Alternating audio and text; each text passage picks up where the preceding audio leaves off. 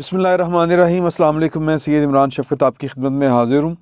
एक प्रोपेगेंडा बड़ा शदीद चला था, अगर आपको याद होगा कि जब एक्सटेंशन वाला मामला चल रहा था जनरल कमर जावेद बाजवा साहब का, तो प्रोपेगेंडा बड़ा शुरू हो गया था कि एक दो इस तरह के जर्नैल थे कोर कमांडर्स में या लेफ्टिनेंट जनरल में, जिन्होंने कहा था कि बाजवा साहब तुसी क्यों ला रहे हो ये वाली एक्सटेंशन, ये वाला इस तरह की बात की थी। तो उस वक्त तो बाजवा साहब चुप किए रहे, तो उन्होंने कहा मैंने एक बार ले लैन दे एक्सटेंशन, फिर तेन मैं दसांगा। तो जब एक्सटेंशन मिल गई, वो सारा वो एपिसोड जो एक मज़ा किरकिरा जो हो गया था, बाजवा साहब को फिर वज़ीर-ए-आज़म हाउस जाके उससे इजलास में बैठना पड़ा, जो ये गौर कर रहा था। मतलब कमाल सी कि इमरान खान साहब की जो एक लाइक फाइक गवर्नमेंट है, उनसे एक नोटिफिकेशन नहीं बन रहा था, वो नोटिफिकेशन बना। बहरहाल वो एक लंबी बात है, वो माजी आपके सामने है, कोई पुरानी बात तो है नहीं, उसमें आपको क्या याद करवाना और क्या ना याद करवाना। बहरहाल बेहतर तो है कि ना याद करवाया जाए।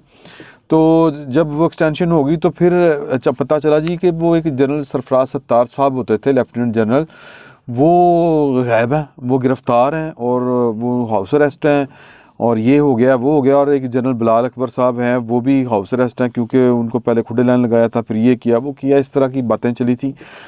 इतनी शदीद बातें हो गई थी कि मतलब ये कि सीना गज़ट से लेके आप सोशल मीडिया, पता नहीं कौन कौन वीडियो बना रहा है, शोर शराबा पड़ गया। और फिर वो होते हैं ना चस्के लाने, और वो कान संच के जी ये हो रहा है वो हो रहा है, मतलब अफ़वाह दर अफ़वाह ये वाली सूरत हाल शुरू हो गई थी। तो अब मुझे नहीं समझ आती कि इस या हो सकता है कि अब इस एक बेसलेस सी बात के ऊपर जो एक इदारा है वो कैसे रिस्पॉन्ड करे। तो खैर वो इस पे मैंने एक वीडियो बनाई, व्लॉग किया, और मैंने गुजारिश की कि भाई ना जड़े ने जनरल सरफराज सत्तार साहब वो ख़ुद एक्टिव हैं, और वो जो एक पाकिस्तान का आप स्ट्रेटिजिकली कहें कि एक बहुत अहम डिवीज़न है, उसमें वो बतौर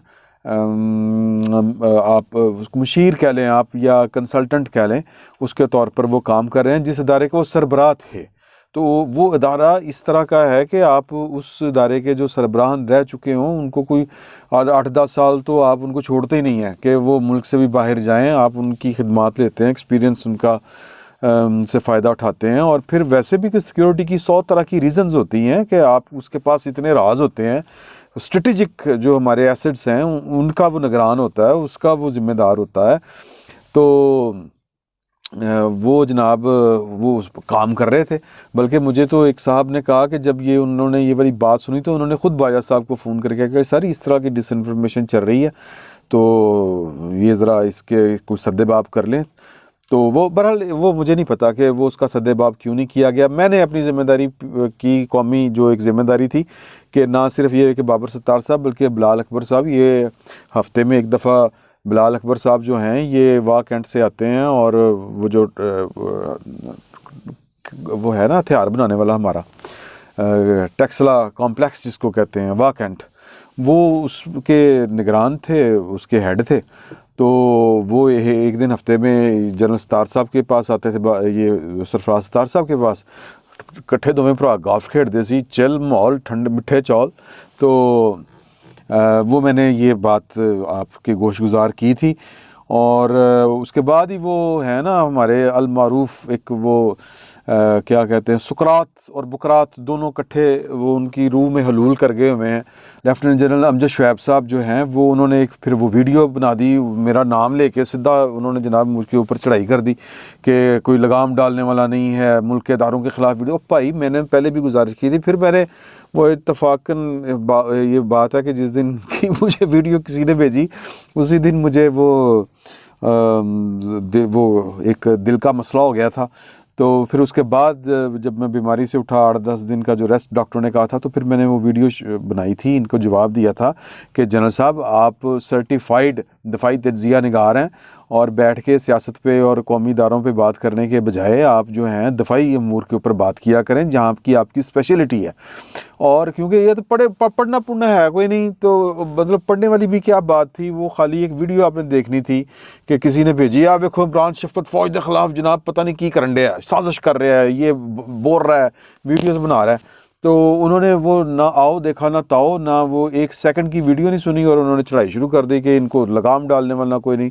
मैंने तब भी हाथ जोड़ के कहा था कि भाइन तुसी कह देना सी चुके जाना तो इस तरह की मेहरबानी करें कि चीज़ें बयान करने से पहले उनको देख लिया करें, पड़ताल कर लिया करें। तो आज जो मैं ये सारी माजी की बातें याद आ गई ख़बर देख के कि जनरल जो बिलाल हैं उनको अल्लाह ताला और तरक्की दे, उनको जनाब अपना तरक्की मिल गई है। तरक्की क्या मिलनी है, उनकी नई अपॉइंटमेंट हुई है बिलाल अकबर साहब की, वो चले गए हैं सऊदी अरब में, सफ़ीर तैनात हो गए हैं।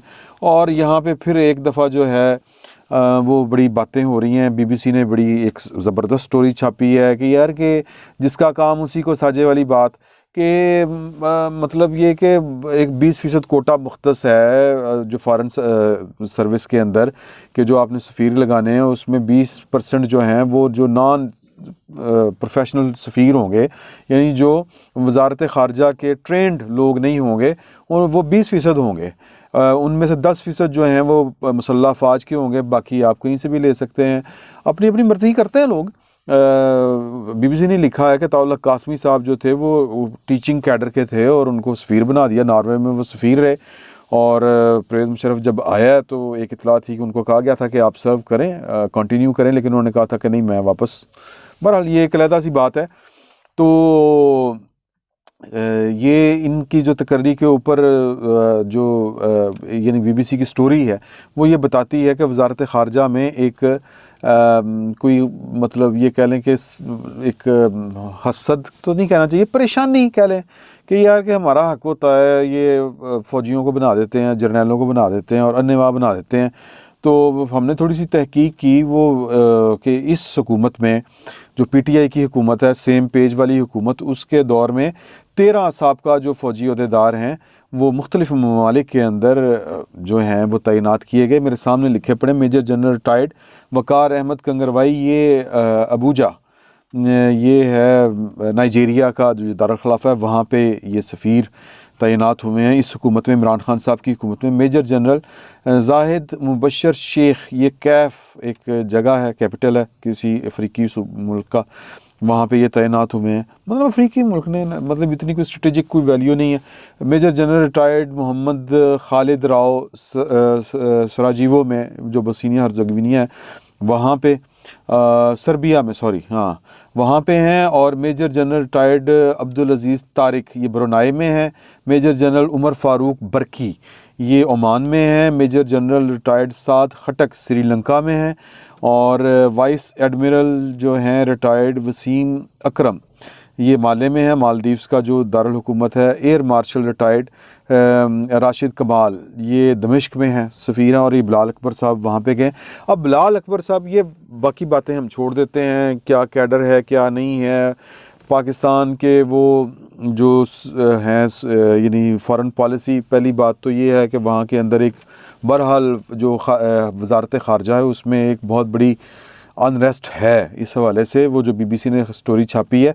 लेकिन बिलाल अकबर साहब की जहाँ तक पोस्टिंग का ताल्लुक है, ये सऊदी अरब में हुई है। सऊदी अरब में पाकिस्तान के और सऊदी अरब के जो ताल्लुकात हैं वो ऊंच नीच का शिकार हैं। मुशाहिद हुसैन सैयद ने ही ओपिनियन अपनी दी है कि यार के सऊदीज़ जो हैं वो ज़रा ज़्यादा कंफर्टेबल होते हैं सिविल लोगों से बात करने के बजाय पाकिस्तान की जो मुसल्लह अफ़वाज है उससे बराह रास्त बात करें।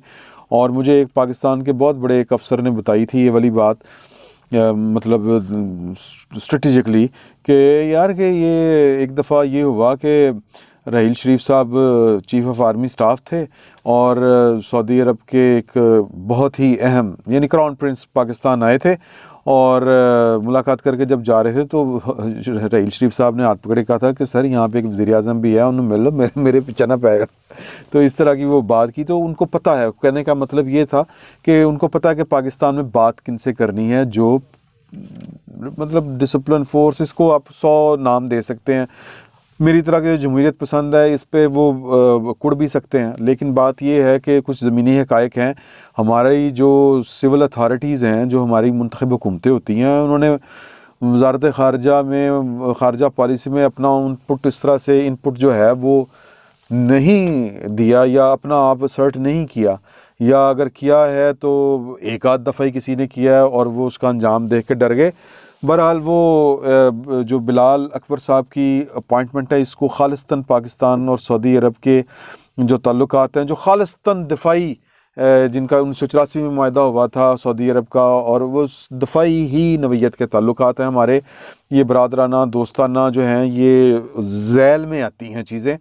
तो बिलाल अकबर साहब की जो तैनाती है वो इसीलिए की गई है कि इमरान खान साहब ने जिन्हें जहाज़ बह के गालां गुलां करती सी, वो MBS के जहाज़ में बैठ के जब अमेरिका से वापस आ रहे थे तो वो सऊदीज़ को किंगडम को बुरा भला कह रहे थे, तो वो बग हो गई गुफ्तगू, तो उन्होंने रस्ते से जहाज़ वापस लिया, तो उन्होंने कहा चलो पैदल जाओ। तो बहरहाल ये मेरा ख्याल है बाजवा साहब की एक कोशिश है, जनरल कमरजावेद बाजवा साहब की, कि यार के सऊदी अरब के साथ मामला ठीक करें। वो हालांकि ख़ुद भी एक दौरा किया था लेकिन खातर खा नताइज बरामद नहीं हुए। फिर अब वो बहरीन भी गए, बहरीन के सऊदी अरब के साथ अच्छे ताल्लुकात हैं। तो इस अपॉइंटमेंट को खालिस्तान उस ज़ाविये में हमें लेना चाहिए। और जहाँ तक वजारत ख़ारजा के अंदर पाए जाने वाले जो तशवीश है इस अपॉइंटमेंट के बाद, वो अपनी जगह पे, लेकिन ज़ाहिर है कि ये मामला जो हैं वो उनके कुड़ने से तो हल नहीं होने। ये कोई सिविल गवर्नमेंट जो है वो जब कभी सिविल अथॉरिटी अपनी जो है अपनी रिट नाफिज जब करेगी पाकिस्तान के तमाम अदारों के ऊपर, तो तब की ये बातें हैं। फ़िल वक्त तो इसी तनहा पे गुजारा करें भाईजान, बाकी बात की देखी जाएगी। फ़िल वक्त इतना ही, बहुत बहुत शुक्रिया।